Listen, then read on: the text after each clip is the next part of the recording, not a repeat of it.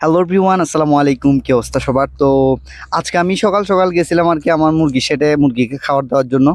তো খাবার দিতে গিয়ে দেখলাম আমাদের যে মুরগিটা বসছিল ওইখান থেকে একটা বাচ্চা ফুটে বের হয়েছে ডিম থেকে।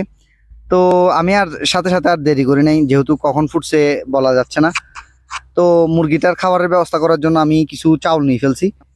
তো চাউলগুলোকে আমি একটু আধা ভাঙা করার চেষ্টা করতেছিলাম, যেহেতু বাচ্চা ছোট এখনো। তো খেতে যেন সমস্যা না হয় ওই জন্য আধা ভাঙা করার চেষ্টা করতেছিলাম। আর ওইখানে খাবার আছে, যেহেতু আমরা সব সময় মুরগিকে ভুট্টা খাওয়াই।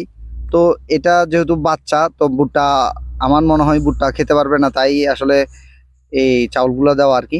আমাকে অনেকজনেই বলছে যে সৌদি আরবে গরমের মধ্যে নাকি মুরগির বাচ্চা ফুটবে না। তো দিতে অনেকজনে নিষেধ করছিল।